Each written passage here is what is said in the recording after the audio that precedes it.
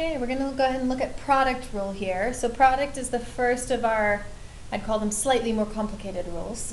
So we use product rule anytime we are trying to take the derivative of a function where there are two pieces that are multiplied together.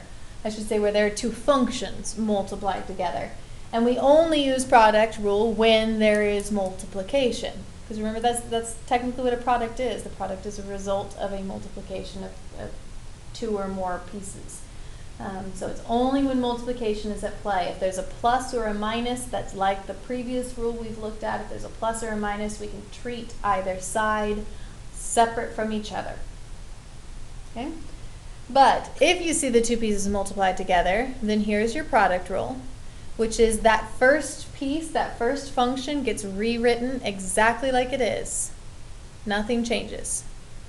And then we take the derivative of the second piece.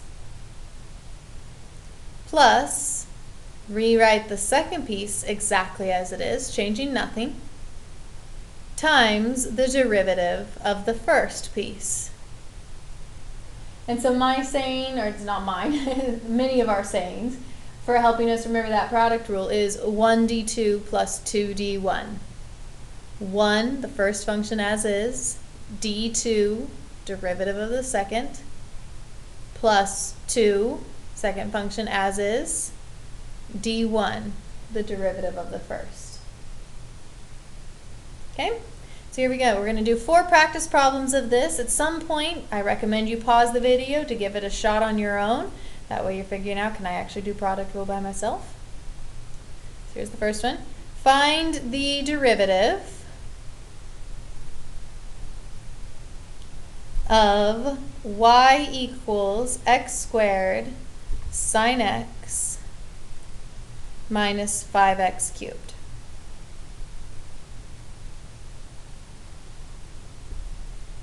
Okay, so we're going to go ahead and take this derivative, dy dx equals, okay, as we look at our function here, at our y, we notice that the first term here has two functions that are being multiplied together. That's your sign that we are using product rule. This minus back here tells me that I can then treat the 5x cubed by itself after I do product rule. Make sure that the product rule doesn't happen between these two things. These two things are not being multiplied. These two are. Right?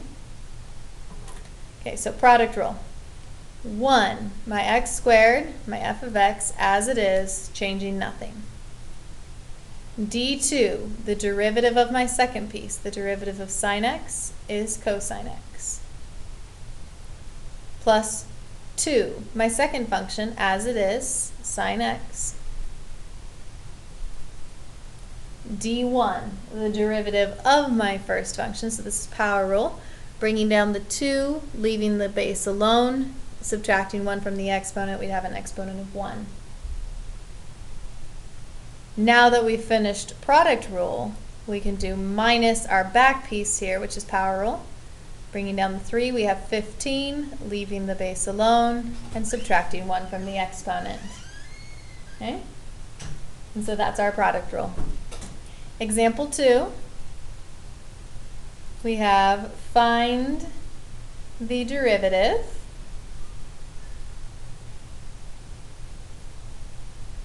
of f of x equals, and let's do 4x squared minus x squared times cosine x. And actually, before I let you go with this one, if you're going to pause the video, really quickly up here, I forgot to mention, one thing they could do to manipulate this answer a little bit is because there's an x in all 3 terms, they could potentially factor that x out. Right? So if we had rewritten this as such, they could potentially factor an x out, so this would be x times x cosine x plus 2 sine x minus 15x. So it's another thing to consider in terms of an answer. Okay, now coming back to this example 2, you need to, or if you want to pause the video, go ahead and do so. If you'd like to listen to one more, you can keep it going. know that there will be 2 more examples after this one. Okay? So on this one, we have our product rule at the back this time. Now, one thing I want to make sure we take note of is this. There's a minus in front of this product rule, meaning that minus needs to end up in both legs of the product rule. You can do that by either using parentheses, or what I typically do is what you've seen here when I underlined, is I attach that negative to my x squared. That way, as I'm doing my 1 and my d1, the negative is automatically part of both parts of my product rule. But you do need to make sure that somehow that negative ends up distributed to both pieces. Okay? This 4x squared, though, that's in front. It's separate from our negative, or sorry, it's separate from our product rule. And so I can go ahead and just treat this on its own, which is bringing that 2 down. We have 8. Leaving the base alone, and subtracting 1 from the exponent. 2 minus 1 is 1. Okay, now we're on our product rule. So we have 1 negative x squared, d2 negative sine x, plus 2 cosine x, d1, bringing down that 2, we have negative 2, leaving the base alone, subtracting 1 from the exponent would be 1. And right there you can see that because I kept this negative with the x squared, there's a negative in the first part of my product rule right here, and there's a negative in the second part of my product rule right here. Okay, and so my derivative is 8x, the 2 negatives would cancel, plus x squared sine x minus 2x cosine x. And like we talked about in the previous one, the only other thing they might do is factor out an x.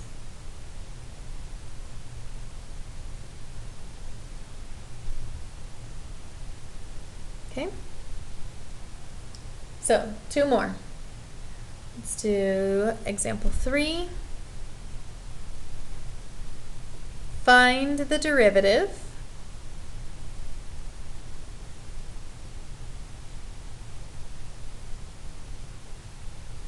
of y equals x squared plus x cubed cosine x. Okay, if you haven't already, I would definitely recommend pausing the video to give it a shot on your own, restarting it when you are ready.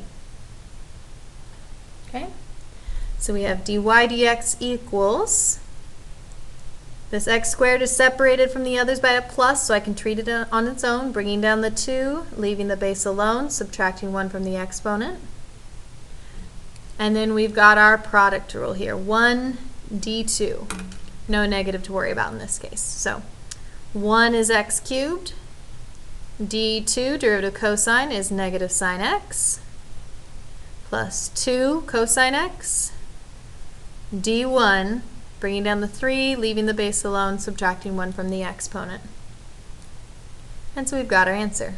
2x minus x cubed sine x plus 3x squared cosine x. And the only other thing they might do is factor out an x.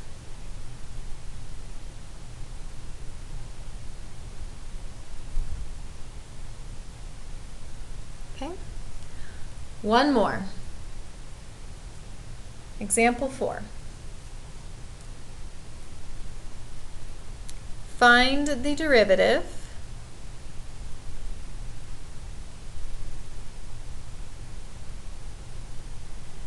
of f of x equals 8x to the 5th sine x.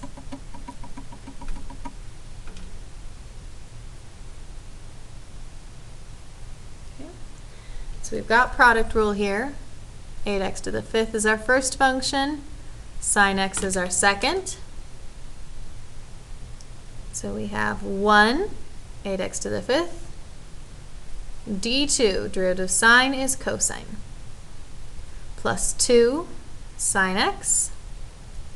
D1, bringing down that 5, we have 40, leaving the base alone, subtracting 1 from the exponent.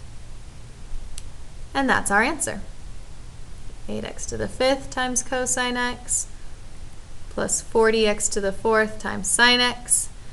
The only other thing they could potentially do is factor out an 8x to the 4th.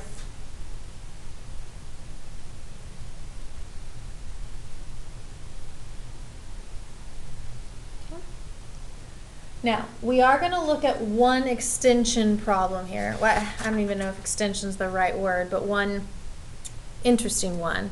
If I asked you to take the derivative of this function, y equals the quantity of 3x minus 5 times the quantity of x plus 4, there are actually two different ways you could take this derivative. And so I might recommend pausing the video here, take a hard look at it, and see if you could figure it out.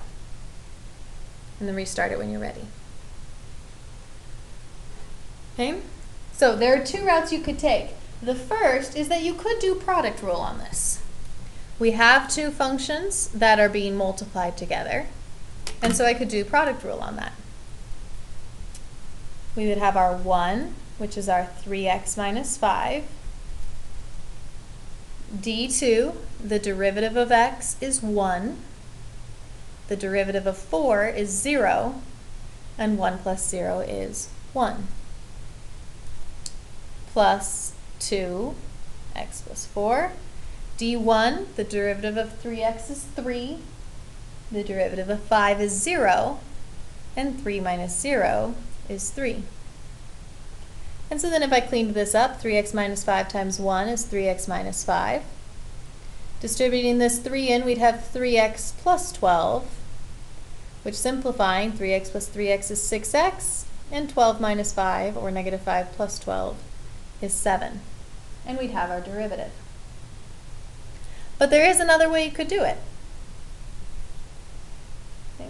In this particular instance, my y equals 3x minus 5, quantity of 3x minus 5, times the quantity of x plus 4. I could manipulate that function fairly easily, right? I could FOIL it, expand this, and it wouldn't cause that much extra work. 3x times x is 6x squared. I'm sorry, 3x squared. Okay. We have our 3x times 4, which is 12x. Negative 5 times x is negative 5x, and negative 5 times 4 is negative 20. And so my y is 3x squared plus 7x minus 20. Okay, I haven't actually taken the derivative there though, right? I haven't ever applied power rule. All I've done is manipulate the function. So if I take the derivative at this point, bringing down the 2, we'd have 6, leaving the base alone, subtracting 1 from the exponent. And then back here, we would have, bringing down the exponent of 1, we'd have 7. Subtracting 1 from the exponent would be x to the 0, so just 7 times 1, or 7. And the derivative of a constant, the derivative of 20, is 0. And notice we get the same derivative either way. Okay, so if you are ever in a situation where you can fairly easily manipulate the function, you are allowed to do so if you don't want to have to use product rule or quotient rule or chain rule, which we'll learn eventually, but you are allowed to do so. Just make sure that in manipulating you don't forget to still take the derivative. Remember, manipulating has not actually taken a derivative. Okay, that's product rule.